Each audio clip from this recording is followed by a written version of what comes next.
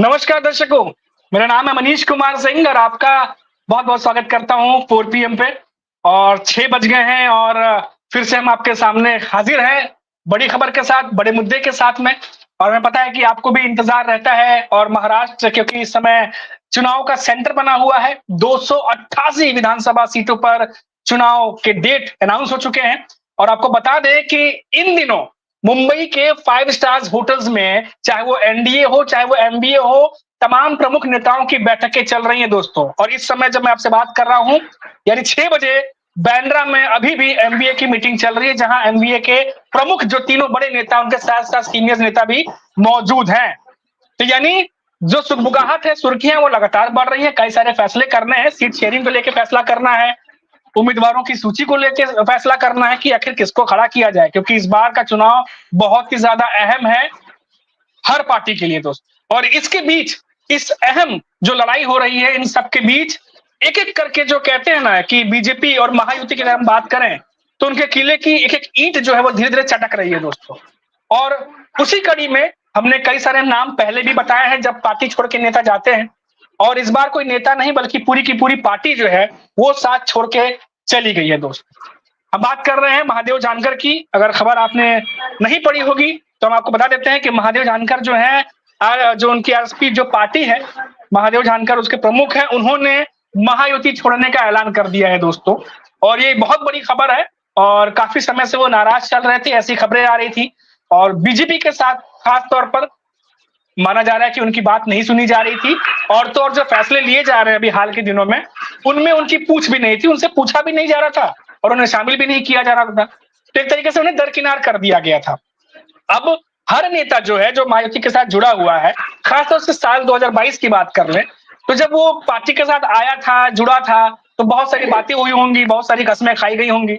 लेकिन जैसे-जैसे समय बीतता है, वैसे-वैसे जो है रिश्ते धीरे-धीरे बदलने लगते हैं। अब 2024 के बाद परिस्थितियां कैसी हैं, वो आप भी को भी पता है और हमें भी पता है। लेकिन विधानसभा चुनाव से पहले क्योंकि बीजेपी के सामने समस्या बड़ी है, समस्या बड़ी यानी एमवीए की चुनौती बड़ी है, और उसे देखते हुए तमाम रणनीति जो है वो तैयार की जा रही है।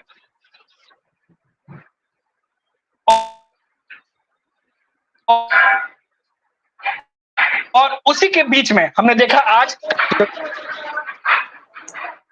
और इसकी क्या अटकलें हैं, क्या वो पार्टी छोड़ के गए हैं या कोई और रणनीति हो सकती है, इन सब पर हम चर्चा करेंगे। साथ ही साथ महाराष्ट्र में आज बहुत सारी कई और अपडेट्स आई हैं, उन अपडेट्स पे भी हम बातचीत करेंगे, चर्चा करेंगे। हम शुरुआत करते हैं अपने वीडियो की। हमारे साथ महाराष्ट्र से खास पैनल हमारे साथ जुड़ेगा और हमारे साथ कई सीनियर जर्नलिस्ट भी मौजूद हैं। सबसे पहले मैं स्वागत करता हूं अनिल सिन्हा सर का, जो वरिष्ठ पत्रकार हैं। सर बहुत-बहुत स्वागत है आपका हमारे शो में। और हमारे साथ मुंबई से सीनियर जर्नलिस्ट मौजूद हैं उग्रसेन सिंह, जो कि काफी समय से मुंबई और महाराष्ट्र की पॉलिटिक्स को कवर करते रहे हैं। आज वो भी हमारे साथ जुड़े हुए हैं और जैसे-जैसे शो आगे बढ़ेगा, हमारे साथ और भी कई पैनल में मेहमान जो हैं जुड़ेंगे। तो दोस्तों शुरुआत करते हैं अपने इस प्रोग्राम की। तो अनिल सर सबसे पहले आपके पास आते हैं। सर ये जो खबर निकल के आ रही है, तमाम न्यूज पब्लिकेशंस में सुर्खियां बन रही हैं कि महायुति को बहुत बड़ा झटका, बीजेपी को झटका, ये जो महादेव जानकर की खबर आई है, तो सर ये क्या वाकई में बहुत बड़ा झटका है या फिर कोई रणनीति भी हो सकती है? क्योंकि ऐसी भी खबरें आई थी कि पहले भी 2019 में इनके बीच में खटपट हुई थी, लेकिन 2024 के लोकसभा चुनाव में फिर से ये एक हो गए थे। अब फिर से विधानसभा चुनाव से पहले ये आ रही है कि अब उन्होंने पार्टी छोड़ दी है, अलग हो गए हैं और 288 सीटों पर अकेले अब चुनाव लड़ सकते हैं। अनिल सर।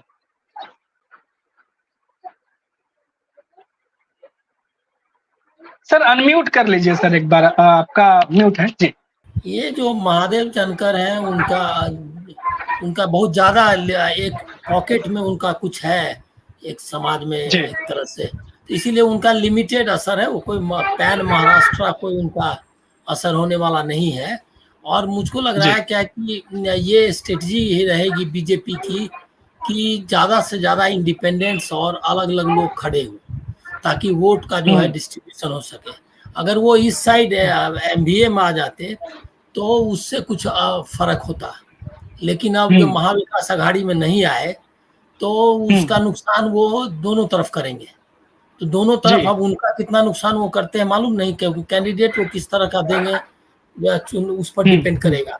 मेरा ऐसा अंदाजा है कि ये जो चल रहा है, जो भी महाविकास आघाड़ी से अलग होकर के चुनाव लड़ने वाला है, वो उनके पक्ष में जाने वाला है।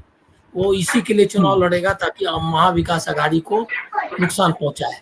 इधर से भी ऐसी कोशिश होगी कि रिबेल कैंडिडेट्स जो उनके होंगे, कई दोनों तरफ रिबेल कैंडिडेट्स इस बार बहुत ज्यादा होंगे, क्योंकि ये शिवसेना और बीजेपी दोनों, शिवसेना और एनसीपी के टूटने की वजह से सारा इक्वेशन अलग हो गया है। इसकी वजह से दोनों तरफ से रिबेल कैंडिडेट काफी होंगे, और वो रिबेल को किस तरह मैनेज करते हैं इस पर डिपेंड करेगा। दूसरा ये है कि पैसे, फाइनेंस जो है, बीजेपी काफी पैसा खर्च करती है चुनाव में, जिस पर कि जनरली बातचीत नहीं होती है।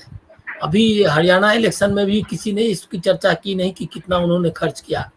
इसी तरह से महाराष्ट्र जो है, हमको लग रहा है कि जो अभी तक जो विधानसभा इलेक्शंस में खर्च करने का रिकॉर्ड है, वो रिकॉर्ड को वो लोग बीट करेंगे, क्योंकि महाराष्ट्र में पैसा पहले से भी है। और दूसरा है क्या कि महाराष्ट्र जितना बहुत जरूरी है, 24,000 पर मंथ जीएसटी यहाँ से जाता है, 24,000 करोड़। तो 24,000 करोड़ मतलब लार्ज, सबसे ज्यादा जीएसटी जो है महाराष्ट्र से जाता है। उसमें मुंबई नंबर 1 है, और उसका नंबर 2 है वो बहुत डिस्टेंट है, कर्नाटक जो है 11,000 है। देखिए कितना अंतर है सेकंड के बीच। तो इनसे कोई तुलना नहीं है। इतने पैसे वाले स्टेट को लूज नहीं करेगी बीजेपी, करना नहीं चाहती है, इसके लिए पूरी ताकत लगाएगी।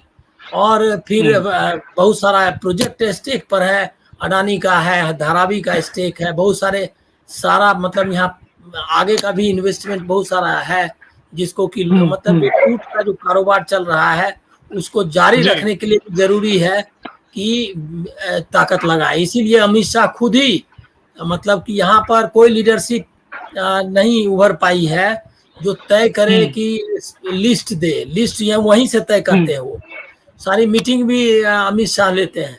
तो महाराष्ट्र को एक रिमोट कंट्रोल से बीजेपी को और एनडीए को चला रहे हैं अमित शाह, और मोदी जी मतलब पीछे है। मतलब वो जो प्रेरणा जो मिलने वाली चीजें हैं वो तो वहीं से आती है।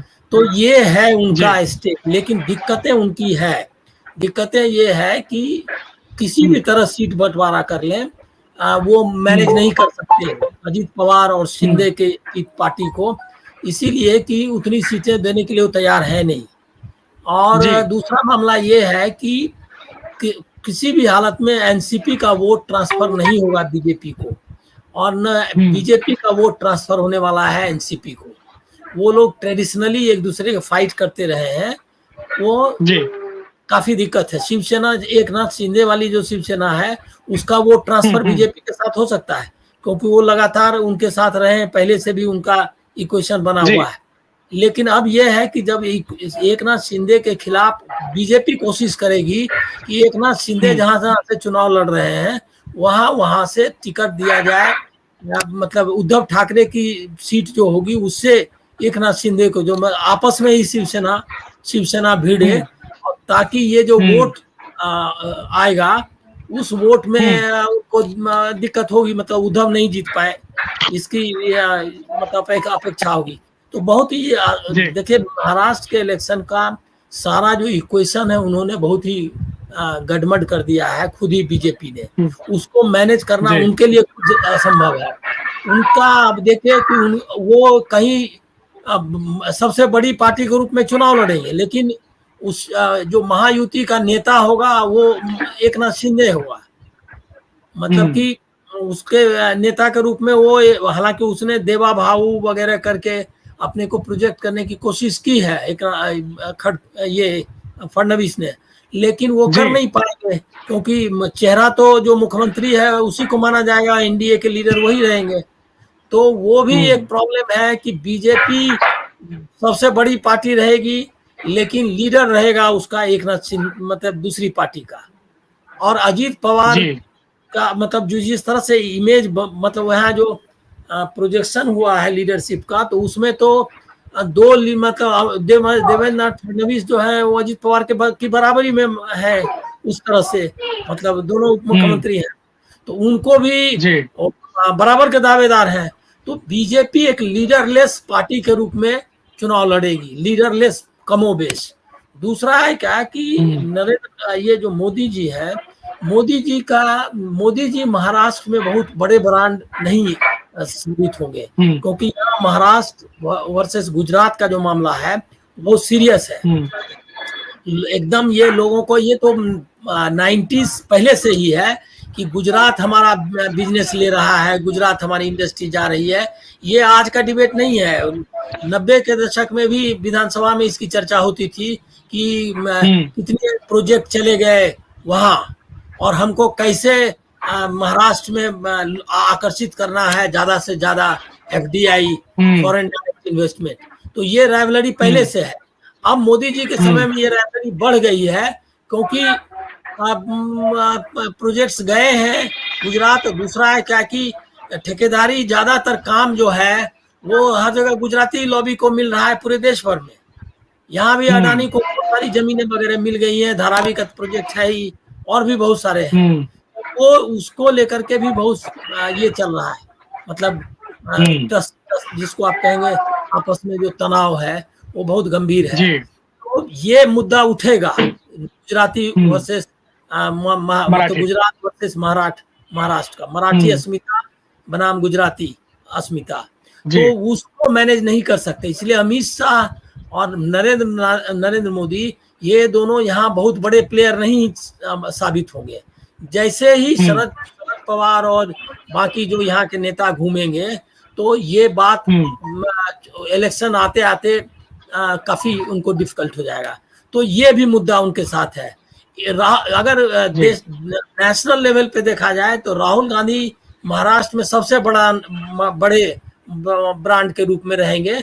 जो उनका भारत जोड़ो न्याय यात्रा है या जो कांग्रेस की जो पोजीशन है उसके हिसाब से महाविकास आघाड़ी में भी शरद पवार और ये क्या कहते हैं अपने राहुल गांधी, ये सारे लोग जो है ये बड़े कैंपेन में, इसीलिए इतना आसान नहीं जाएगा। लेकिन जो मैनेजिंग कैपेबिलिटी है RSS की पूरा संगठन रहेगा, पूरा पैसा है। पैसा मतलब लोकसभा चुनाव में भी मैंने सुना कि 100 करोड़ रुपए एक जगह खर्च किए हैं उन्होंने। और दूसरी तरफ भी पैसा महाराष्ट्र में बहुत बड़ा मुद्दा नहीं है, इसीलिए कि महाविकास आघाड़ी के पास भी कम पैसे नहीं है। यहाँ शुगर लॉबी काफी है, शुगर है, शिक्षा है, सब में पैसा काफी है।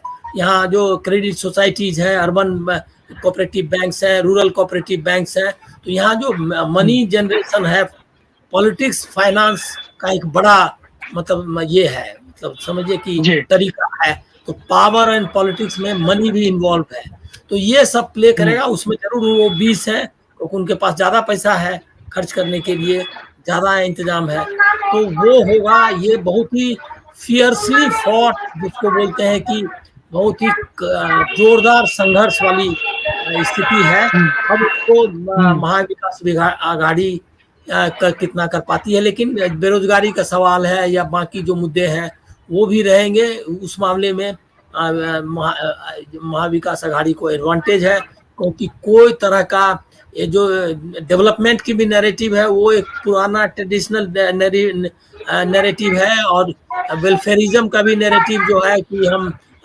लाड़की बहना और फलना ये सब में ये सब से कितना प्रभावित होगी जनता, हमको थोड़ा डाउट है। इसीलिए कि यहाँ पहले से भी महाराष्ट्र एक वेलफेयर स्टेट में यहाँ काफी प्रोग्राम्स पहले से हैं, जो बहुत पहले से है और वो चलते रहे। तो इसलिए 1-2 प्रोग्राम दे देने से उनका कुछ ग्राफ बढ़ जाएगा, लेकिन जरूर उनको फायदा होगा। अभी पैसा बांट रहे हैं इसी समय में जब चुनाव है और लोग लाइन में लग के पैसे ले रहे हैं और उसको वो बता भी रहे हैं कि पैसा उनको किसने दिया है, तो इसका फायदा जरूर होगा। लेकिन अब ये डिपेंड करेगा कि कितना है उनके पास। डिसएडवांटेज में महाविकास आघाड़ी का साथ ये भी है कि जो पूरा मीडिया है वो गोदी मीडिया उनके साथ रहता है। अभी ये मीडिया में भी जो सोशल मीडिया में भी उन्होंने काफी जगह बनाई है अपनी, जो कुछ गड़बड़ टाइप का चलता रहता है, तो वो भी एक डिसएडवांटेज है। तो ये हमें लग रहा है कि बहुत ही मेहनत करनी पड़ेगी महाविकास आघाड़ी को भी, इतना आसान नहीं है। जी बिल्कुल बिल्कुल। हमारे साथ नरेंद्र सर भी जुड़ गए हैं, नरेंद्र सर के पास भी चलेंगे। उग्रसेन जी, जैसा कि अभी अनिल सर ने बताया, बड़ी अहम कुछ पॉइंटर्स उन्होंने बताया जो बहुत अहम है, कि हमने लोकसभा चुनाव में देखा कि नरेंद्र मोदी जो देश के प्रधानमंत्री हैं, सबसे ज्यादा रैली उन्होंने महाराष्ट्र में की थी, और उद्धव ठाकरे ने, एनडीए गठबंधन ने बहुत स्मार्टली मूव लेते हुए जो यहाँ के उद्योग गुजरात चले गए उसको उठाया, और बार बार नरेंद्र मोदी यहाँ आते रहे, तो कहीं ना कहीं वो जो जनता थी उनके मन में ये भी मैसेज गया कि नहीं ऐसा तो हुआ है, और इसी चीज को बार बार उठाते रहे ये लोग। अब जहां तक बात रही पैसे की, तो पैसे तो लोकसभा चुनाव में भी खर्च हुए थे बहुत ज्यादा, लेकिन रिजल्ट सबको मालूम है कि क्या हुआ, बीजेपी को बहुत ज्यादा नुकसान वहां पहुंचा था। तो क्या आपको लगता है कि ये जो फैक्टर्स अभी अनिल सर ने बताया है, ये फैक्टर्स वाकई में बीजेपी को नुकसान पहुंचाने वाले हैं, या फिर उससे सबक लेकर के कुछ चेंजेस हो सकता है इस बार चुनाव में? देखिए मनीष, मैं पहले तो बताऊं कि महाराष्ट्र की पूरी राजनीति को मैं देख रहा था टाइम, पूरे 15 मिनट में सिन्हा साहब ने पूरी महाराष्ट्र की राजनीति का निचोड़ आपके सामने रख दिया, पूरा निचोड़। मतलब अब हम लोगों के पास बोलने के लिए खाली बचा कुछ नहीं है, पर अब पैनल पे बैठे हैं तो बात तो रखनी होगी। उन्होंने पूरा निचोड़ रख दिया है। लेकिन आपसे एक फैक्टर और मैं बताऊं कि जिस तरह से मैं थोड़ा सा पीछे लेकर के चलना चाहूंगा। मैं एक मतलब एक दौर रहा कि आप जब महाराष्ट्र की जब इलेक्शन हम कवर करते थे, तो देखिए उस समय भी अखबारों पर ये खबर छपती थी कि इस बार बीजेपी और उद्धव गुट की जो शिवसेना हुआ करती थी, इनका विच्छेद हो रहा है, ये अलग हो रहे हैं। और इसका एक बार इफेक्ट ये भी पड़ा है कि इस तरह की घटनाएं होती थी और दोनों पार्टियां चुनाव लड़ती थी, और इसके बाद दोनों फिर इलेक्शन के बाद एक हो जाती थी, जिसकी सुगबुगाहट जो है शिवसेना में बहुत भयंकर रही, और शिवसैनिक बहुत नाराज हुए थे कि हर इलेक्शन के पहले होता था कि बीजेपी और शिवसेना अब अलग हो जाएगी, और फिर चुनाव होते थे, फिर इनका गठबंधन हो जाता था। ये जब ये शिवसेना दो भागों में नहीं बटी थी, मैं तब शिवसेना की बात कर रहा हूं, अभी की नहीं। तो देखिए क्या हो रहा है कि महाराष्ट्र में जैसे भी आपका मान लीजिए कि अभी एक आरएसपी पार्टी अलग हो रही है। आरएसपी पार्टी पर जब मैं उसके बारे में कुछ जानकारियां इकट्ठा करा, तो पता चला कि लगभग 90 लाख से 1 लाख वोट जो गड़िया समाज होता है उसके लीडर की अगुवाई सिर्फ आरएसपी कर रही है, और लगभग 90 लाख से ज्यादा एक जनसंख्या है महाराष्ट्र में उन लोगों की।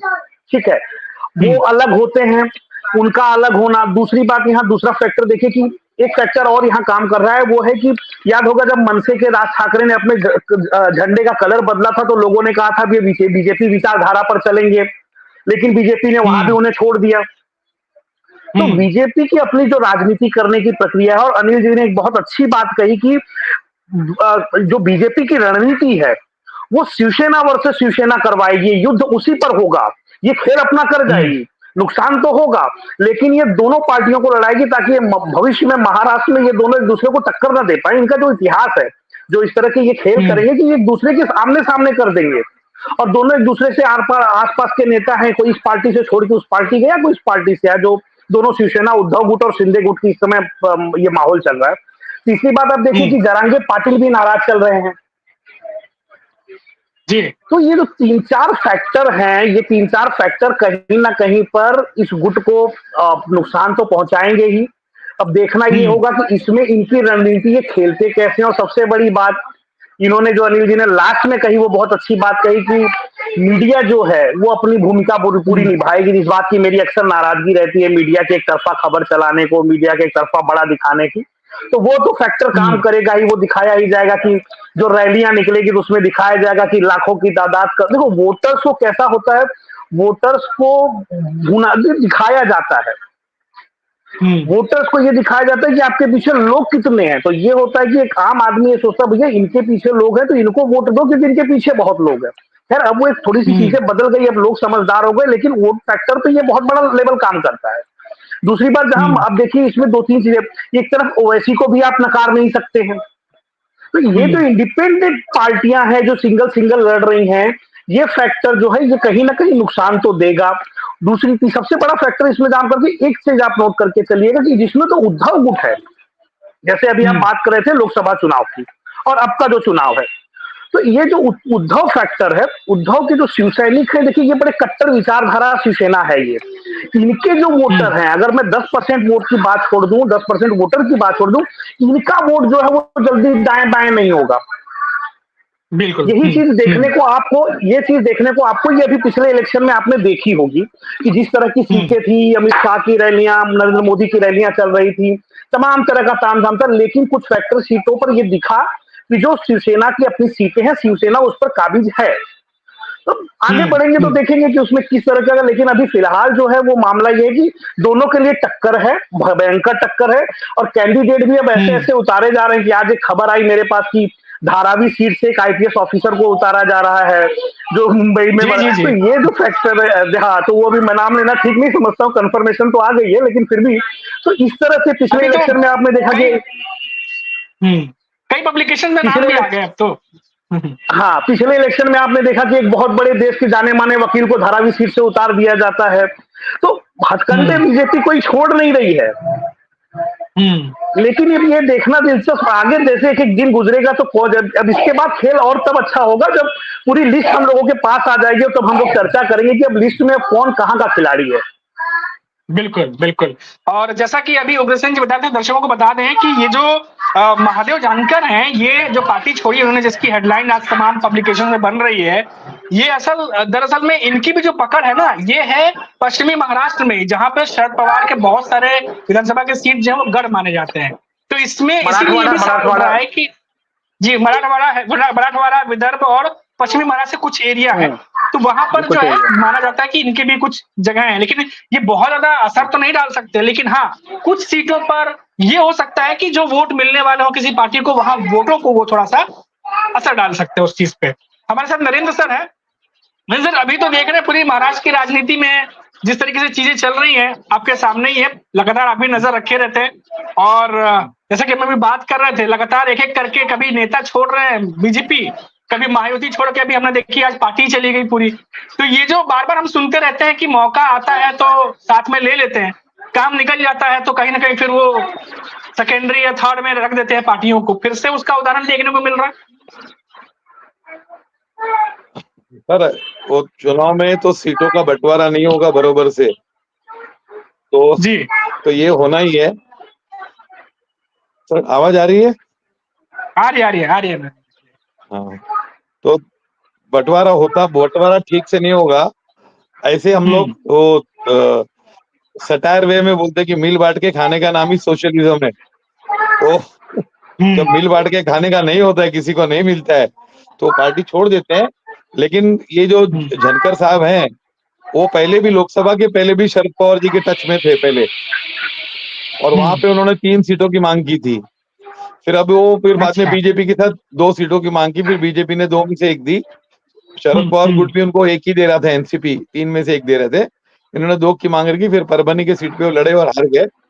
तो ये अब उनका सीटों का होगा कि इनको कुछ सीटें चाहिए थी, तो ऐसे बहुत सारी पार्टियां छोड़ेगी। और बीजेपी का आप रिकॉर्ड देखिए कि जिस के साथ उन्होंने अलायंस किया है, तो उनको उन पार्टियों को 2, 4, 5 साल में पूरा खत्म कर दिया है। तो ये सबसे बड़ा उदाहरण अकाली दल थे। अकाली दल साथ में था पंजाब में, अभी अकाली दल किधर है? हरियाणा में जेजेपी था, उसको भी साथ में लिया, जेजेपी खत्म कर दिया।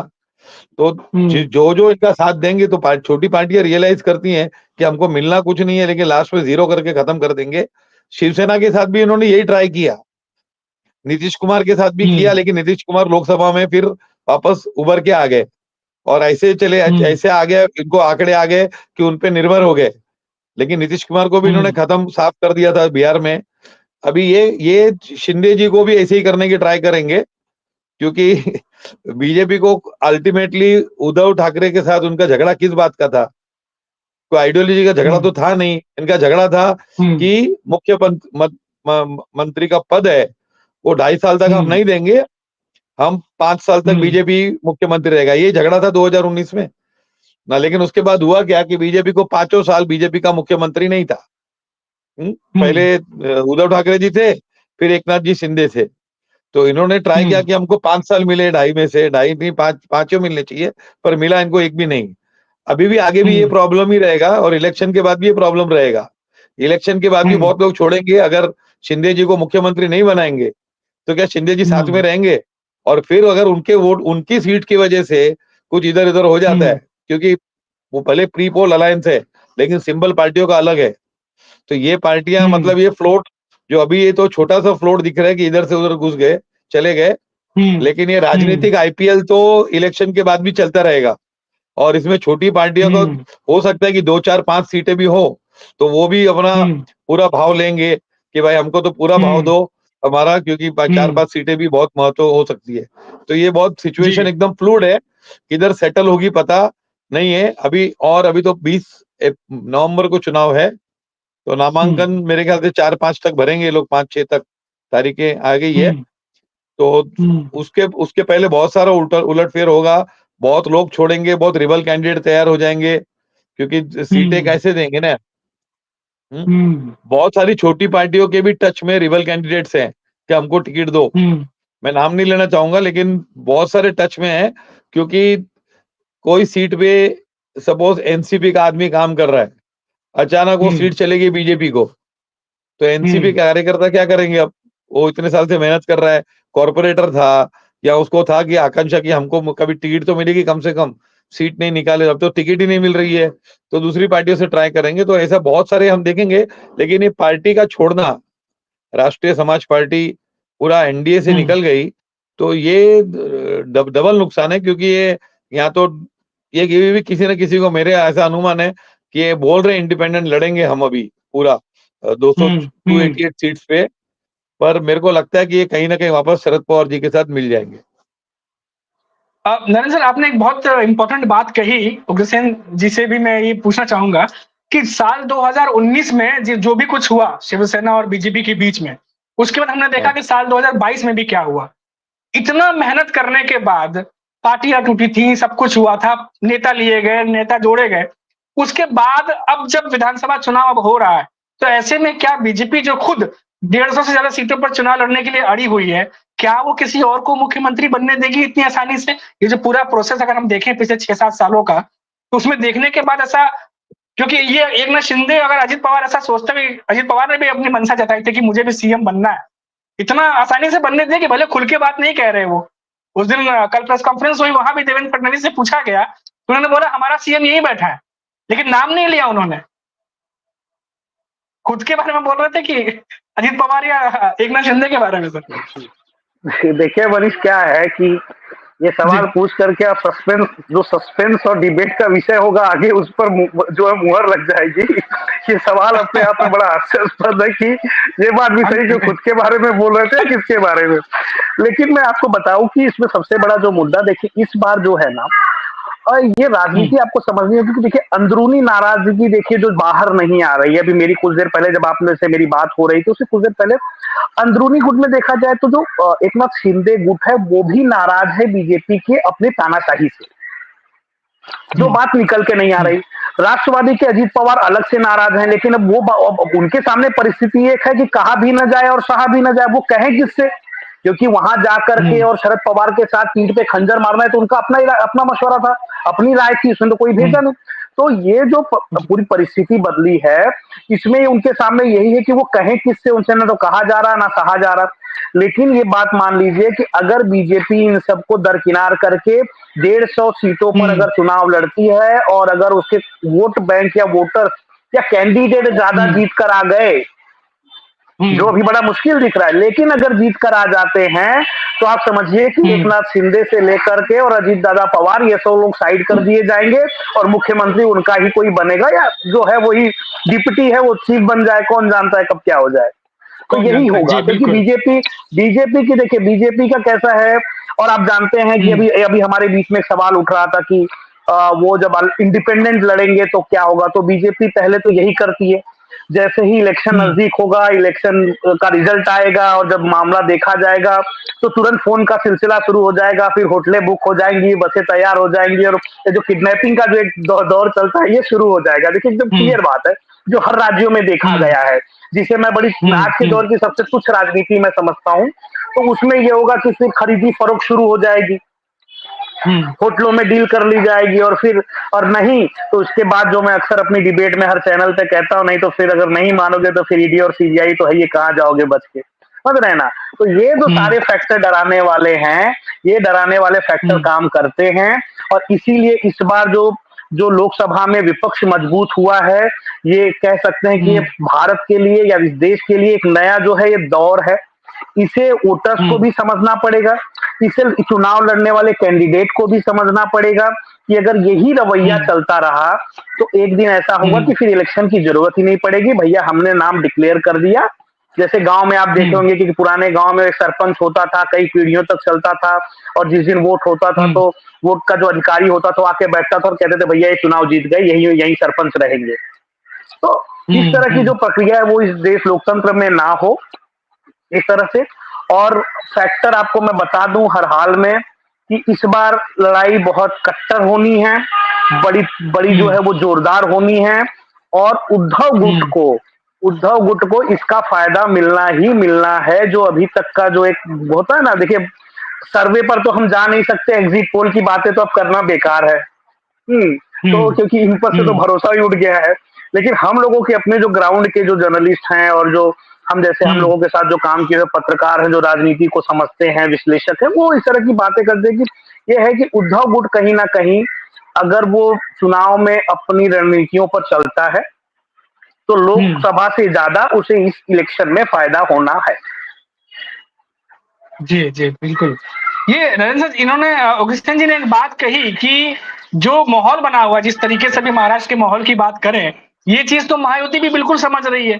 और जैसा कि आपने भी एक बार मेंशन किया कि जो छोटी छोटी जो पार्टियां हैं जो अब वो भी सीट मांगने लगी, जिसमें आज हमने बहुत सारे हेडलाइन में देखा कि रामदास कदम भी कह रहे हैं कि हमें कम से कम 9 से 10 सीटें दीजिए, जिसको लेके उन्होंने देवेंद्र फडणवीस से बात की है। लेकिन देवेंद्र फडणवीस ने ये नहीं कहा है कि आपको सीट कितने देंगे, उन्होंने शायद ये कहा है कि हाँ आपके लिए भी हम सीट देंगे।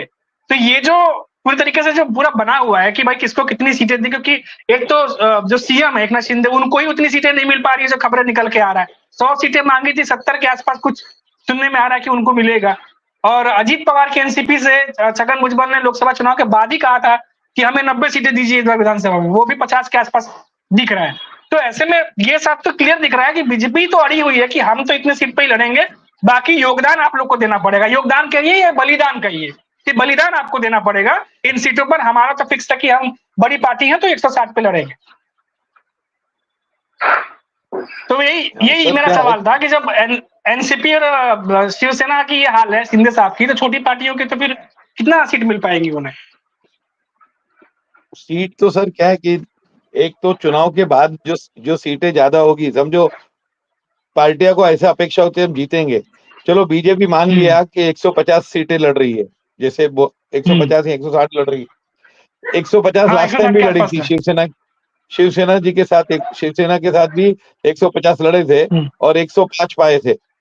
70% स्ट्राइक रेट था, तभी तो लोग का मोदी वेव थे, और ये मोदी वेव था। और उसके बाद गठबंधन में लड़े थे, पूरी महाराष्ट्र में शिवसेना के साथ लड़े थे, तो 70% स्ट्राइक रेट था।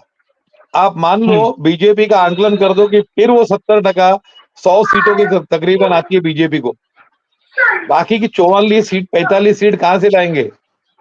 बाकी की 45 सीट के लिए लोग सीधा मुख्यमंत्री पद मांगेंगे, सीधा है। नहीं तो उनके पास ऑप्शन है कि हम उधर चले जाते हैं, वापस शिवसेना में जुड़ जाते हैं।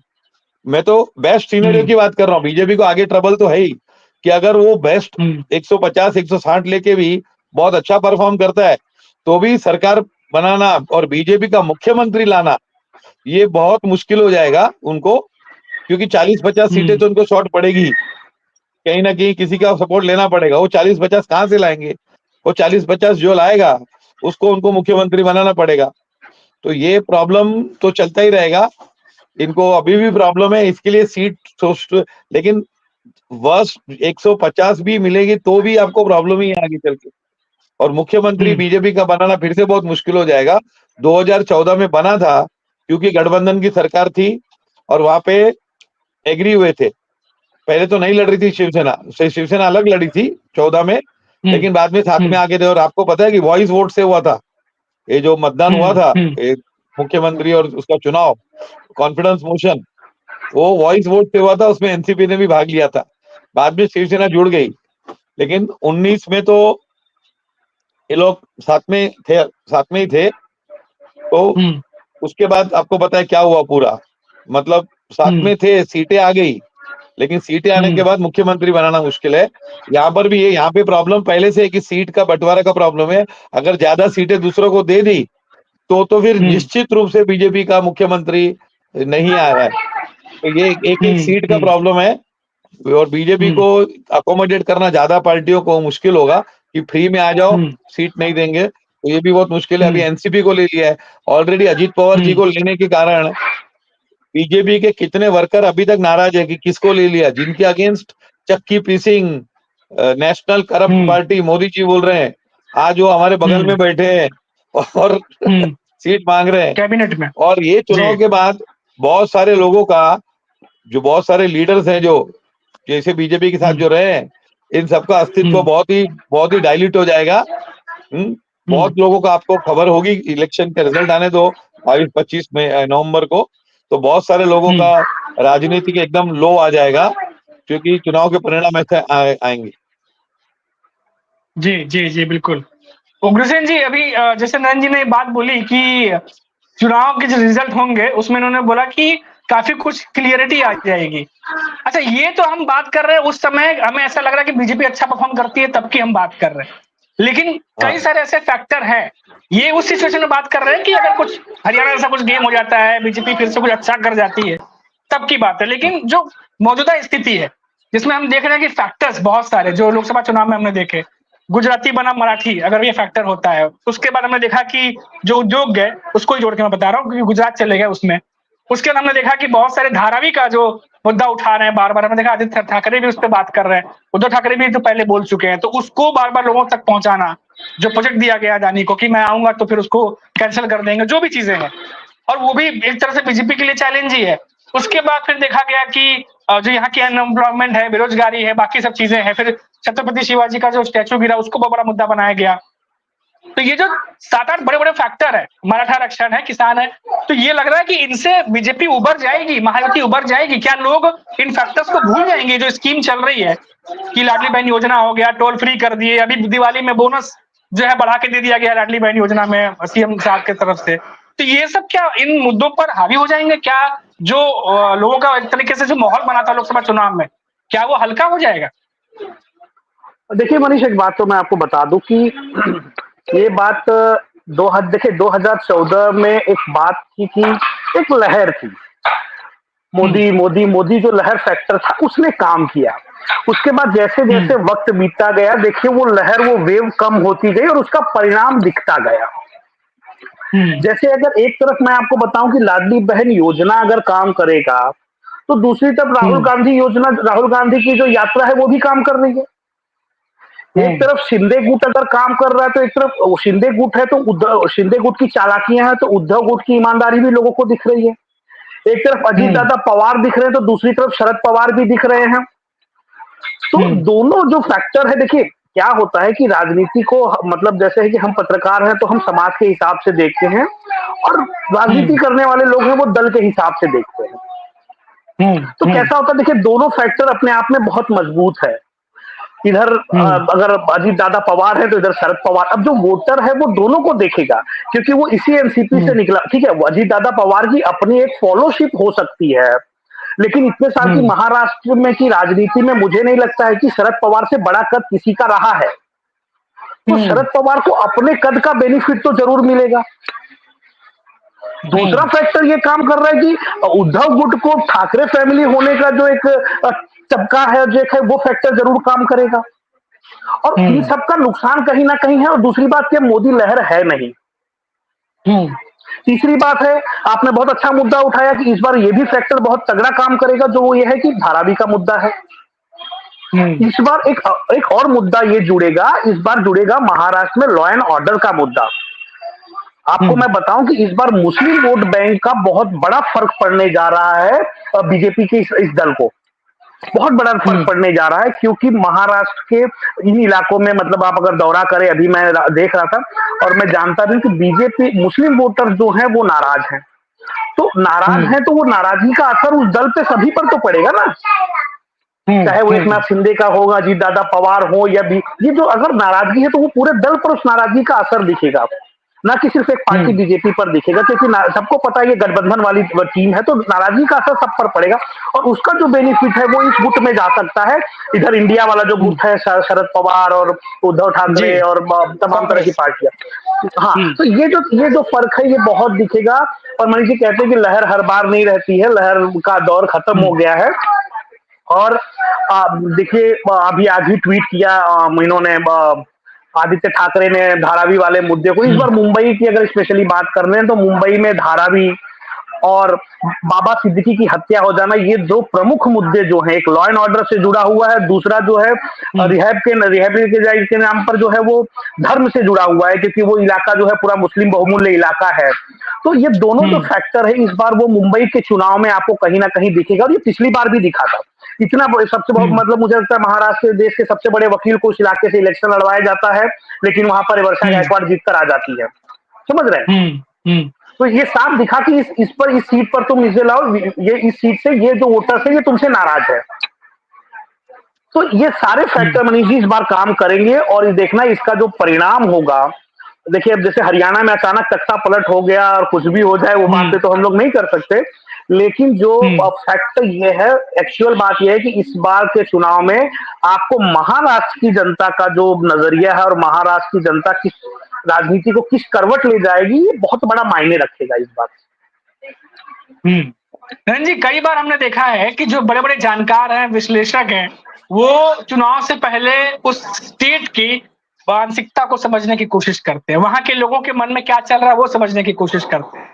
लेकिन ये जो लोकसभा चुनाव गए, उसके बाद हमने हरियाणा के भी चुनाव देखे, जानकार भी समझने में फेल हो जा रहे हैं, और साथ ही साथ जो एग्जिट पोल आ रहे हैं, अब तो लोग कह रहे हैं कि भरोसा ही नहीं करना चाहिए, उसकी भी रिपोर्ट जो आती है वो हमेशा उल्टी आती है। हरियाणा में जब कांग्रेस को दिखाया गया कि बहुत वोटों से आ रहे हैं, तो वहां पर बीजेपी आ गई। लोकसभा चुनाव में बीजेपी को दिखाया गया कि बहुत बहुमत से आ रहे हैं, तो वहां इंडिया गठबंधन कई जगह से सीटें भारी मात्रा में जीत के चली गई। तो ये जो समझने की गलती है, क्योंकि आप भी पॉलिटिकल पार्टी से जुड़े हुए हैं, ये क्यों हो जा रहा है? और आप हमने देखा कई बार पॉलिटिकल नेताओं को भी नहीं समझ में आ रहा है कि ग्राउंड लेवल पर चल क्या आ रहा है, ये आखिर ये जो गैप आया ये क्यों आया है? सर फर्स्ट तो एग्जिट पोल का तो क्या होता है कि पहले मीडिया बहुत इंडिपेंडेंट था जी, लेकिन अब क्या हो गया कि मीडिया भी एक पक्ष या दूसरे पक्ष में है। हम लोग तो कई बार बोलते हैं कि भाई ये साहब हैं, वे बीजेपी के निष्पक्ष पत्रकार है, ये कांग्रेस के निष्पक्ष पत्रकार है। तो ये ऐसा होता है कि वो उनका एक बायस होता है, और एग्जिट पोल के लगता है कि एग्जिट पोल बता देंगे, या फिर सर्वेस भी आते हैं, पहले सर्वेस आते हैं, तो सर्वेस में भी सर्वेस से ही धांधली शुरू होती है। हमने दिल्ली के चुनाव में देखा 2014 में जब अरविंद केजरीवाल पहली बार जीत के आए थे, तो क्या बोला उन्होंने, बीजेपी को 35 सीटें आ रही है, 38 सीटें आ रही है, और आई 3 खाली। तो वहां से शुरुआत सर्वे रॉन्ग था, एग्जिट पोल भी रॉन्ग निकला, और कई बार एग्जिट पोल रॉन्ग निकला है। ये तो लॉटरी खींचने जैसा हो गया अब तो एग्जिट पोल, कि भाई लग गया तो लग गया, क्योंकि साइंटिफिक नहीं है। रहा सवाल अभी क्या है कि पार्टियां इतनी हो गई है, और इतनी बार 2014 के बाद इतनी पार्टियां तोड़ी गई है, और ईडी और सीबीआई का डर है, तो लोग एक पार्टी में चले जाते हैं लेकिन मन दूसरी पार्टी में होता है, फॉलोअर उधर ही रह जाते हैं। जैसे अजीत पवार की क्या विचारधारा राइट विंग की हुई है क्या अभी तक? आप मान सकते हो अजीत पवार बोलेंगे कि हमें हिंदुत्व पे लड़ाई करूंगा, मुद्दे पे लड़े ना, वो पॉलिटिकल कैरियर खत्म हो जाएगा। तो आइडियोलॉजिकल डिफरेंसेस है, और लोग जैसे शिवसेना में 2 गुट, एक शिंदे गुट और उद्धव ठाकरे जी का गुट, तो ये लोगों में कंफ्यूजन है। पहले मनसे का था कंफ्यूजन, वो कंफ्यूजन खत्म हुआ कि लोग शिवसेना की तरफ आने लगे, मनसे मार्जिनलाइज हो गया। लेकिन अब वापस शिंदे गुट आया है, तो लोगों को कंफ्यूजन तो रहेगा जब तक एक गुट पूरा तरीके से या ऑलमोस्ट खत्म नहीं हो जाता, तब तक कंफ्यूजन रहेगा। और उसीलिए जो विश्लेषण हम करते हैं वो भी कितनी बार गलत निकलता है, क्योंकि ग्राउंड लेवल पे क्या होता है पता नहीं चलता है, क्योंकि पब्लिक को तो सर्वे नहीं कर सकते पब्लिक को, और दूसरी पब्लिक ज्यादा अवेयर है अभी, क्योंकि पब्लिक को बहुत सारा मतलब बहुत सारी जानकारी है सोशल मीडिया से, यूट्यूब, ये बहुत सारे तरीके हैं, फेसबुक, बहुत सारी तरीके से उनको खुद का भी एनालिसिस होता है जो कि हम नहीं देख पाते हैं। तो वोटर्स आर बेटर इन्फॉर्म्ड, इसलिए ऐसा हो जाता है कि पता नहीं चलता कितनी बार। नरेंद्र, मेरी एक सवाल आपसे था कि जिस तरीके से हमने वीडियो की शुरुआत में बात की थी कि महादेव जानकर हैं, ऐसे कई सारे और नेता हैं, ये तो पूरी पार्टी के साथ चले गए, कई सारे और नेता हैं जो साथ छोड़ रहे हैं महायुति का, कोई एमवीए के साथ जा रहा है, कोई शरद पवार के साथ जा रहा है, कोई इंडिविजुअल भी लड़ रहा है। तो क्या ये जो चीजें घटित हो रही हैं, ये क्या महायुति को ही नुकसान पहुंचाएंगी? या फिर इंडिया गठबंधन के लिए भी कहीं ना कहीं मुसीबत खड़ी कर सकती हैं, क्योंकि ये बहुत बड़े लेवल पे तो नहीं, लेकिन 2-3 सीट की जो है उस पर कुछ ना कुछ असर तो डालते ही हैं। कोई भी पार्टी छोड़ के जाता है उसका नुकसान तो होता ही है सर, चाहे कोई भी गुट छोड़ के जाएगा कहीं भी, और सामने वाला गुट ज्वाइन करेगा तो डबल नुकसान होता है, क्योंकि वो इधर कैसे का वोट समझते हैं? जी उधर जी जी। उधर थोड़ा, हाँ है ना, तो डबल होता है, उधर एक्स्ट्रा हो जाता है। हाँ, तो 15,000 अगर वोट से कोई जीत रहा है कैंडिडेट, और एक आदमी 10,000 वोट वाला उधर चला जाता है दूसरी जगह, तो दूसरे वाला 5,000 वोट से जीत जाएगा, 20,000 का नुकसान हो जाएगा। तो नुकसान तो होता ही है दोनों तरफों से। हाँ, ऐसा नहीं है कि खाली एक, जैसे अजीत पवार जी ने छोड़ा तो एनसीपी को थोड़े वोट तो निकल गए होंगे ना उनके कहीं भी। मैं खुद कई लोगों को जानता हूँ जो शरद पवार के साथ एकदम लॉयल थे, लेकिन अभी आज अजीत पवार जी के साथ हैं। उनको चॉइस करना कहीं ना कहीं तो नुकसान तो होता ही है, कोई भी छोड़ के जाएगा पार्टी में, एक कार्यकर्ता छोड़ के जाता है तो भी नुकसान तो होता ही है। तो ये तो बड़ा, एक नेता निकल जाएगा तो पक्का तरीके से उसका भुगतान तो करना पड़ता है उसको।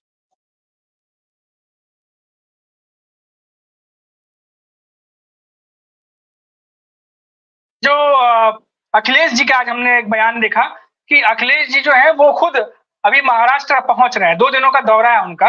और क्योंकि यहाँ पर ऑलरेडी इंडिया गठबंधन के एमबीए के बड़े बड़े नेता हैं, उद्धव ठाकरे हैं, शरद पवार हैं, नाना पटोले हैं। अब ऐसे में अखिलेश यादव जो 2 दिन के लिए आ रहे हैं, अब क्योंकि यहाँ पे देखा गया कि सपा के भी 2 विधायक हैं, तो ऐसे में वो 2 दिनों के दौरे पर रहेंगे, तो उनका यहाँ का आना, यहाँ पर 2 दिनों का दौरा करना, क्या लगता है कि क्या बदलाव लाएगा या कोई मैसेज देने की कोशिश है उनकी तरफ से? और क्या ऐसा लगता है कि आने वाले दिनों में जो इंडिया गठबंधन के बाकी के भी नेता हैं, अगर मैं बात करूं अरविंद केजरीवाल की, जो कि लोकसभा चुनाव में वो आए भी थे, तो क्या उनका भी आने का ऐसा बन सकता है? आ सकते, कोई भी नेता आएंगे, क्योंकि महाराष्ट्र का चुनाव बहुत प्रेस्टिजियस है। महाराष्ट्र देखिए सबसे हाईएस्ट टैक्स पेइंग स्टेट है, और बजट भी देखिए कि मतलब फर्स्ट ही होगा हाईएस्ट, 6 लाख करोड़ का बजट है, उससे भी ऊपर है। तो ये सभी नेता आएंगे। और बीजेपी का तो दिल्ली में 21 मुख्यमंत्री लेके आते थे, दिल्ली में 20 17-18 मुख्यमंत्री, केंद्रीय मंत्री सब आ जाते हैं दिल्ली के 70 सीटों पे। तो महाराष्ट्र का इलेक्शन तो बहुत बड़ा है उससे, तो आएंगे नेता लोग, आएंगे यूपी वाले, क्योंकि आप देखिए जो थाने और मुंबई है, थाने एमएमआरडीए का बेल्ट है जो पूरा, इसमें उत्तर भारतीय बहुत हैं। तो अखिलेश जी यूपी के हैं, तो यूपी के बहुत सारे वोटर्स यहाँ पर भी हैं, तो यहाँ पे हैं, तो डेफिनेटली आएंगे और ट्राई करेंगे कि भले 4 सीट या 5 सीट या 6 सीट भी निकाल पाए, क्योंकि चुनाव हो जाने के बाद एक एक सीट काउंट करने वाली है, एक एक सीट के लिए होगा, और बीजेपी को फिर बहुत मुश्किल हो जाएगा अपना मुख्यमंत्री बनाना।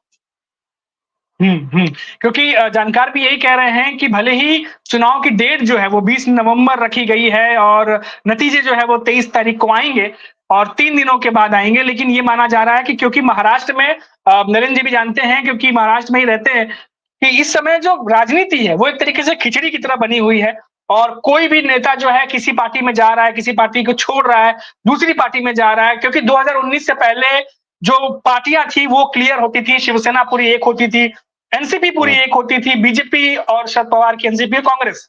लेकिन 2022 के बाद एक ही शिवसेना के जो मंत्री हैं, जो पहले एक हुआ करते थे, अब 2 पार्टियों में बढ़ गए। वही नेता इधर है, वही नेता इधर है। कभी कोई नेता इधर से छोड़ के यूबीटी पक्ष में चले जाते हैं, कभी यूबीटी पक्ष के एकनाथ शिंदे में चले जाते हैं। वही शरद पवार की एनसीपी में देखने को मिल रहा है। मैं ये बात इसलिए बता रहा हूँ क्योंकि महाराष्ट्र की राजनीति में पार्टियां और नेता पूरी तरीके से एक तरह से खिचड़ी बनी हुई है। और जिस तरीके से अभी ये पार्टी छोड़ के गए हैं, जानकर साहब जिसकी हम बात कर रहे थे, अब क्योंकि शरद पवार के करीबी है, पहले भी वो बातचीत उनकी होती रही है। हालांकि अभी तक ये बात नहीं कही जा रही है कि वो जा रहे हैं कि नहीं जा रहे हैं, लेकिन इतनी खबर निकल के सामने आ रही है कि 288 सीटों पर वो लड़ेंगे। अब देखिए, एक तो पार्टी इधर से उधर हो रही है, नेता इधर से उधर हो रहे हैं, उसके बीच में जो छोटी छोटी जो पार्टियां हैं वो भी इंडिविजुअल लड़ने की बात कर देती हैं। तो नरेंद्र जी, ऐसे में तो ये जो चुनाव है, अगर मान लीजिए इसमें थोड़ा बहुत भी कोई बहुमत से नहीं आता है और कहीं मामला ऐसा फंसता है कि हर पार्टी जो है वो बहुमत से पीछे रहती है, तो फिर तो पूरी तरीके से ये जो कहते हैं ना कि इनसे मिलना, उनसे बैठक करना, इनसे सीक्रेट मीटिंग, वो सब शुरू हो जाएंगे। फिर तो ये तो बहुत ही आने वाले समय में, जैसे जानकार बता रहे हैं कि पूरी खिचड़ी वाली इस बार का इलेक्शन होने वाला है। खिचड़ी वाला होगा, इसको आप आईपीएल जैसा हो गया कि कौन किसके लिए खेलेगा, वो हर सीजन में अलग होता है। कुछ प्लेयर फिक्स होते हैं आईपीएल में बाकी प्लेयर्स की ऑक्शन होती है, इधर से उधर घूमते हैं, ये ओपन ऑक्शन नहीं होता, ये पीछे पर्दे के पीछे ऑक्शन होता है, खाली इतना फर्क है। तो ये राजनीतिक आईपीएल है जो बहुत अच्छी तरह से खेला जाता है, और महाराष्ट्र में भी वही होगा। और इसीलिए मैं बोल रहा हूँ कि इसके बाद जो सरकार बनाएंगे जो भी, तो उनको बहुत बैलेंस करके बनाना पड़ेगा, क्योंकि किसी भी तरह से हो उधर उसके बाद भी गुट को साथ में लेके चलना है, और जो गुट को थोड़ी भी परेशानी होगी उसके लिए दूसरा गुट मौजूद है सामने, दूसरा गुट अवेलेबल है ना। लेकिन ऐसा नहीं, सुननी सबकी पड़ेगी, नहीं तो जो अभी महायुति के साथ हो रहा है कि करके लोग छोड़ रहे हैं या जा रहे हैं या रोकने की कोशिश नहीं हो रही है, ये भी एक स्ट्रेटेजी हो सकती है कि रोकने की कोशिश ही नहीं हो रही है, कि उन्हें लगता है कि अगर ये जाएंगे तो जाहिर सी बात है, सीटों शेयरिंग की बात है, वो जितने कम लोगों में हो उतनी अच्छी बात हो अभी के हिसाब से अगर हम देखा जाए तो। लेकिन नरेंद्र जी, अगर हम बात करें, जैसे बॉम्बे की हम बात कर रहे थे, जहां पर यूपीटी पक्ष काफी मजबूत दिखता है, और ये बात भी निकल के सामने आ रही है कि शायद 20 से 21 सीटें, जो 36 सीटें हैं उनमें से 20 से 21 सीटों पर यूपीटी पक्ष जो है वो दावा मजबूत। हेलो हेलो रहेगा मुंबई में। ऐसे अगर थाने की, नरेंद्र जी हाँ सर, मेरी आवाज आ रही है आपका आवाज नहीं आ रहा जी, अभी आ रही है मेरी आवाज? अभी आ रही सर। तो जिसी तरीके से थाने भी जो है वो शिवसेना का गढ़ माना जाता है, यानी थाने और मुंबई, इन दोनों पर ही शिवसेना पहले से ही मजबूत रही है सर। और जैसा कि हम बात कर रहे थे कि इस बार शिवसेना बनाम शिवसेना फिर से देखने को मिलेगा, और फिर से वही बात निकलेगी कि असली शिवसेना कौन है, उसको लेकर के फिर से जो है वो जंग शुरू होगी। तो इस बार क्योंकि लोकसभा चुनाव के बाद सर ये विधानसभा चुनाव जो है कितना अहम हो जाता है एकनाथ शिंदे के लिए या उद्धव ठाकरे के लिए, क्योंकि उद्धव ठाकरे तो क्योंकि वो एक पारिवारिक विरासत कैरी करते हैं, और साथ ही साथ ये कहा जाता है कि इसीलिए वो अभी भी मजबूत है। लेकिन सीएम शिंदे साहब के लिए तो ये तो पार्टी छोड़ के आ चुके हैं, अपनी शिवसेना बना चुके हैं, उनके लिए कितना अहम हो जाता है ये लड़ाई, खासकर थाने की लड़ाई? सर थाने की लड़ाई में ही इनको प्रॉब्लम आएगा, क्योंकि शिंदे गुट, ये तो लोकसभा का इलेक्शन था, उसमें भी ये लोग पूरी तरह से जीत नहीं पाए। हालांकि ये लोग ने थाने और उल्लासनगर की सीट निकाल ली इधर, लेकिन फिर भी जो लोग विधानसभा होगा उसमें तो बहुत सारा सेगमेंट्स होते हैं, तो बहुत सारे सेगमेंट्स पे प्रॉब्लम तो आएगी। अभी जो बीजेपी का वोट था वो लोकसभा में, वो पूरा मिला शिंदे जी को उधर, और इसके लिए कुछ सीटें आ गई उनका। लेकिन विधानसभा में ऐसा नहीं होगा, क्योंकि अब शिंदे को मजबूत करना बीजेपी के भी आगे का प्रॉब्लम है।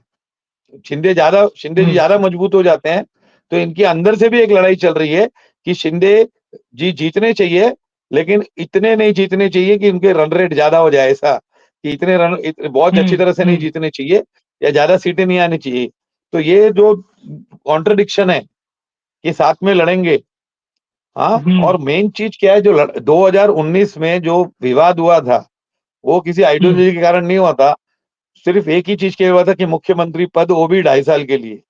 वो 2.5 साल नहीं देने के कारण बीजेपी 5 साल गवा चुकी है, और भी आगे भी गवाएगी, क्योंकि ये उनका निर्णय गलत था स्टार्ट से ही, कि शिवसेना के साथ इतने साल से उनका अलायंस था, उस पार्टी को तोड़ दिया। और लोग कहीं ना कहीं ये सोचते हैं कि इसके पीछे जो इनको बोलते हैं कि गद्दार है, गद्दारी की अजीत पवार के गुट ने, शिंदे जी के गुट ने, तो उसके लिए महाराष्ट्र ने लोकसभा में भी माफ नहीं किया, और लोकसभा में उन्होंने बता दिया कि कौन सी असली शिवसेना है। तो यहाँ पर भी ऐसे ही कुछ होने की संभावना है। देखते हैं इलेक्शन क्या होता है, उसके ऊपर पता चलेगा। तो सर ये जो आपने बात बताई कि सीएम शिंदे जो हैं और बीजेपी के बीच में भी खींचतान चल रही है, क्योंकि ये बात एकनाथ शिंदे भी समझ रहे हैं बखूबी कि अगर उन्हें उतनी सीट नहीं मिलती है 100 सीटों के आसपास, तो फिर अगर 70 मिलती है तो अब उन्हें जीतना 70 में से ही सीट पड़ेगा। लेकिन अगर उन्हें 100 सीटें मिलती तो कहीं ना कहीं वो जीतने की कोशिश करते कि और ज्यादा सीटें निकाल पाए।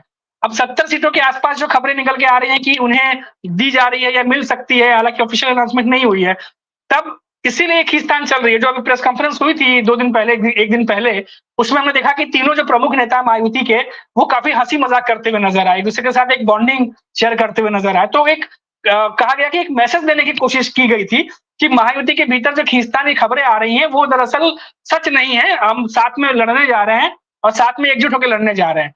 लेकिन सर जो खबरें निकल के आ रही है वो ये आ रही है कि ज्यादा खींचतान तो सीएम शिंदे और देवेंद्र फडणवीस जो बीजेपी है उनके बीच ही चल रही है सीटों को लेकर के।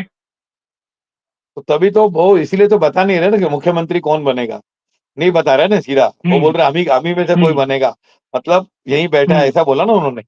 तो मतलब जी। उनको डाउट है, अभी भी उनको खुद को डाउट है कि कौन बनेगा, और वो डाउट पब्लिक को भी है, और इसलिए स्पष्ट नहीं कर रहे हैं कि मुख्यमंत्री पद किसको देंगे। वो सीटें आने पे डिपेंड करेगा, और सीट आने के बाद भी उस पे सीट आना उस पे डिपेंड है कि किसको कितनी सीटें मिलती है। और सामने उद्धव ठाकरे जी हैं, महाविकास आघाड़ी है, तो वो कितने सीटें आती है, लेकिन ये पक्का है कि एक एक सीट की लड़ाई होगी, और फिर कहीं resort politics, hotel politics, Assam और पूरी इंडिया घूमो, ये नहीं शुरू हो जाए, क्योंकि फिर वो अस्थिर अस्थिर होती रही, गवर्नमेंट पक्की नहीं होती है एकदम, और वो प्रॉब्लम चलते रहता है। सर, चुनाव आयोग को लेके बहुत सवाल खड़े हो रहे हैं। अभी हमने देखा कि संजय राउत जी का भी बयान है, जो यूपीडी पक्ष के नेता है बड़े, उन्होंने कहा था कि चुनाव आयोग हरियाणा जैसा ना कर दे। अभी उन्होंने एक बयान दिया था, तो ये भी एक बड़ा चैलेंज होगा इंडिया गठबंधन के लिए, खासतौर से एमवीए के लिए, कि जो चुनाव होंगे उसमें पूरी सतर्कता बरतनी पड़ेगी उन्हें, क्योंकि जिस तरीके से वो सवाल खड़े कर रहे हैं बार बार। सर देखिए, मैं तो खुद चुनाव लड़ा हूं, मुझे पता है ये जो ईवीएम का मामला है ना सर, इसके लिए बहुत मैन पावर चाहिए। ईवीएम का खाली एक नंबर होता है। मैं आपको सबसे पहले बता दूं ईवीएम में क्या क्या हो सकता है। देखिए, मैं क्योंकि प्रूफ होता नहीं है, कांग्रेस के पास भी प्रूफ नहीं है, लेकिन ऐसा लगता है कि कुछ गड़बड़ है। और हमने छत्तीसगढ़ में भी देखा, ऐसे ही था कि कांग्रेस जीत रही है, फिर बाद में बीजेपी आ गई। अब क्या है प्रॉब्लम कि ईवीएम में ना, पहली बात तो ईवीएम की टेस्टिंग होती है, तो कैंडिडेट टेस्ट करते हैं। समझो 5 मेन कैंडिडेट है एक विधानसभा में, और करीबन 300 350 पोलिंग स्टेशन है। तो जो कैंडिडेट होता है ना, वो हर मशीन चेक करनी पड़ेगी, हर मशीन पे 20-20 वोट डाले जाते हैं भाई, 20 एक पार्टी को, 20 दूसरे पार्टी को, तीसरे पार्टी को। अभी आप, ये टेक्निकल बात है, अब 100 वोट डालेंगे और फिर उसका रिजल्ट आता है कि देखो इसको 20 मिले, इसको 21 मिले, जैसे जैसे हमने प्रेस किया वैसे ही मिले। लेकिन टेस्टिंग कितने वोट का होता है? 100 के ऊपर नहीं, कभी 50 का होता है, कभी 100 का होता है। ईवीएम में, कोई भी मशीन में ये प्रोग्राम आराम से किया जा सकता है कि 400 वोट के बाद ईवीएम मिसमैनेज हो जाए। ये बहुत सिंपल कमांड होता है सॉफ्टवेयर का, वो पहले से ही इनबिल्ट होगा, उसका हैकिंग की भी जरूरत नहीं है, कि प्रोग्राम में कोई कोडिंग वाला ही डिटेक्ट कर पाएगा, और हर ईवीएम को चेक करने देगा नहीं। इलेक्शन कमीशन तो ईवीएम बोलती है हाथ भी मत लगाओ। तो अगर आप चिप में कुछ भी ऐसा प्रोग्राम, मैं ये नहीं बोल रहा हूं कि ये हो रहा है पक्का, हाँ, लेकिन ये बहुत इजी है टेम्परिंग करना, कि 400 वोट के बाद ईवीएम मिस फंक्शनिंग शुरू करते। ये बहुत इजी है। एक लाइन खाली सॉफ्टवेयर का लिखना, जो कोडिंग जानते हैं उनको बताएगी, एक लाइन लिखने का हो जाएगा। तो 400 के बाद भी, क्योंकि एक पोलिंग स्टेशन पे करीबन 800 से 1000 वोट पड़ते हैं, 1300 वोट का बुकिंग होता है, 70% चुनाव होता है, 800-900 वोट पड़ते हैं। तो आधे वोटों के बाद भी अगर प्रभावित होता है, कुछ करते हैं, तो वो पता नहीं चलेगा। दूसरी बात है कि ईवीएम का आपको, अगर एक विधानसभा में है तो आपको हर एक बूथ पे एक आदमी चाहिए, आपका पोलिंग एजेंट बोलते हैं, वो बहुत अलर्ट होना चाहिए। और ये जो ईवीएम का नंबर होता है, कितने वोट गिरे, एक बूथ नंबर 5 में कितने वोट गिरे, वो जब काउंटिंग सेंटर पे आता है, ये तो 3 दिन बाद है, क्योंकि फेजेस में चुनाव होता है तो 20 दिन बाद आता है। अगर 20 दिन चुनाव चलता है तो 23 दिन बाद रिजल्ट आता है। जो पहला चुनाव है, पहला जो ईवीएम, पहला जो जहाँ पे हुआ है चुनाव, उसकी काउंटिंग होने वाली है कुछ 25-30 दिन बाद, 20 दिन बाद। तो वो 20 दिन बाद के अंदर ईवीएम का मशीन नंबर वही रहेगा, ईवीएम चेंज हो सकती है ना, क्यों नहीं हो सकती है, और वहां पे पहरा देना पड़ता है। उसके लिए बहुत मैन पावर चाहिए। अधिकांश पार्टियों, बड़ी पार्टियों को भी वो मैन पावर नहीं है, क्योंकि आप सोचो एक क्षेत्र में 400 पोलिंग एजेंट चाहिए, और उन 400 को कोऑर्डिनेशन चाहिए कि आपके बूथ में कितने वोट गिरे, कितना था, क्या था, और फिर वो डेटा काउंटिंग के टाइम वेरीफाई होने चाहिए कि वही ईवीएम खुल रही है, उसमें उतने ही वोट हैं टोटल, और फिर किस पार्टी को कितने मिले हो तो बता। तो ये काउंटिंग करना और ये ना बहुत मतलब इसका काम है। अभी जो अच्छा इनका जो लॉ है इलेक्शन कमीशन का, हाँ, कि 5% 5 ईवीएम खाली एक विधानसभा में, सिर्फ 5 ईवीएम। जैसे मीरा भाईंदर में 430 पोलिंग स्टेशन है, तो सिर्फ 5 ईवीएम्स का वीवीपैट देखा जाएगा। वो भी सब काउंटिंग होने के बाद, जब कैंडिडेट को लगता है मैं जीत गया या हार गया, सब निकल जाते हैं, तब उसके बाद काउंटिंग होती है कि कौन सी वीवीपैट के साथ टैली हो रहा है कि नहीं। अच्छा, अगर वीवीपैट के साथ टैली नहीं होता है, समझो, तो भी बाकी के मशीन्स काउंट नहीं करेंगे। समझो पांचों वीवीपैट में एक मिस्टेक आती है ना, तो खाली वो 5 मशीन का ही जोड़ा जाएगा।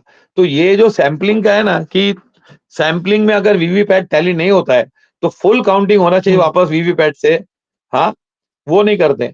दूसरा क्या है, इलेक्शन कमीशन का लोगों को इतना डाउट क्यों आता है, जब ये लोग बोलते हैं कि पूरे वीवीपैट काउंटिंग करो, चलो आप इलेक्ट्रॉनिक मशीन से वोट करो, लेकिन काउंटिंग सिर्फ हर मशीन का वीवीपैट से करो, तो इलेक्शन कमीशन का क्या कहना है कि चुनाव का रिजल्ट डिले होगा। रिजल्ट 3 दिन बाद आएगा, तो 5 दिन बाद आएगा, क्या फर्क पड़ेगा उससे। वैसे हम फेजेस में चुनाव करते हैं, वैसे तो चुनाव ही 1 महीना लेट हुआ ना अब तो। लास्ट टाइम हुआ था अक्टूबर 2019 में, अक्टूबर 19 को चुनाव हुआ था, ये टाइम नवंबर 20 में, तो 1 महीना लेट हो गया। तो अगर 2 दिन लेट भी हो गया चुनाव का रिजल्ट, लेकिन वीवीपैट तो ये इसीलिए इसी पर सवाल भी उठते हैं ना, कि आप वीवीपैट का जो सिस्टम मैंने बताया कि आप टेस्टिंग करते हो, कितने वोटिंग की टेस्टिंग करते हो, उसका नंबर होता है, वो उस विधानसभा में इतना चाहिए। अब 288 विधानसभा है, तो लाखों लोग, हमको मैन पावर चाहिए खाली पूरा देखने के लिए एक पार्टी को। दूसरी बात है कि अगर वीवीपैट काउंटिंग करते हो तो 5 का ही क्यों करते हो, क्योंकि कोर्ट ने बोला 5 का करो, और 5 का ही करेंगे। अगर 5 में गड़बड़ी आई तो क्या रूल है कि वो 5 का ही खाली चेंज करेंगे, बाकी समझो 430 और 425 भले गलत हो सही हो, उसका कभी चेकिंग नहीं होगा। और अगर इसी को बोला जाता है कि आप है ना वीवीपैट सबका काउंट करो, तो बोलते हैं चुनाव का रिजल्ट लेट होगा। चुनाव का कितना रिजल्ट लेट होगा, एक विधानसभा में 2 लाख वोट होते हैं, 2 लाख वोट होते हैं, तो 2 लाख काउंट करने को कितना दिन लगेगा, ज्यादा में ज्यादा 1 दिन लगेगा, 1 दिन भी नहीं लगेगा, इतने सारे उधर काउंटर्स होते हैं, गिनने वाले बहुत हर पार्टी के होते हैं। तो 2 लाख गिनने को 2 लाख वोट होते हैं, ज्यादा में ज्यादा गिरते हैं 2 लाख या 2.5 लाख, 2.25 लाख गिरेंगे, तो 2.25 लाख वोट होते हैं, वो काउंट करने को 2 दिन 1 दिन लग जाएगा, और क्या, 1 दिन चुनाव का नतीजा लेट आएगा, लेकिन चुनाव की और लोकतंत्र की विश्वसनीयता तो रहेगी कि नहीं। तो ऐसे एलिगेशंस आ रहे हैं, तो उनको, मुझे तो समझ में नहीं आता कि लास्ट का, कि भाई वीवीपैट से पूरा काउंटिंग करो ना, आज के क्यों कर रहे हो, तो कोई आपको इल्जाम ही नहीं लगा सकेगा। लेकिन इलेक्शन कमीशन एक भी प्रस्ताव मानने को तैयार नहीं है, और इसीलिए फिर ये प्रश्न उठता है कि भाई ये इस इलेक्शन कॉम्प्रोमाइज्ड कमीशन है, ऐसा बोलते हैं। जी जी जी, थोड़ा सा समय का अभाव है। नरेंद्र जी, बहुत बहुत शुक्रिया हमारे साथ जुड़ने के लिए, और तमाम मेहमान जो हमारे साथ जुड़े थे सभी का शुक्रिया। और आज की जो डिस्कशन थी वो हमारी थी कि किस तरीके से महाराष्ट्र में पल पल समीकरण बदलते जा रहे हैं, और दिन पर दिन कोई ना कोई नई खबर आ रही है, जैसा कि आज खबर आई महायुति का साथ एक पूरी की पूरी पार्टी छोड़ के चली गई। तो हमारे साथ मेहमान मौजूद थे, तमाम बातचीत हम कर रहे थे, तमाम जानकारी उनसे हासिल कर रहे थे। तो फिलहाल अभी के लिए इतना ही दोस्तों, फिर लौटेंगे तो बात करेंगे महाराष्ट्र के किसी बड़ी खबर पर, किसी और मुद्दे पर, और हमारे साथ फिर से एक बार पैनल में मेहमान जुड़ेंगे, गेस्ट जुड़ेंगे। तब तक के लिए हमें इजाजत दीजिए, और आप देखते रहिए 4 PM। नमस्कार।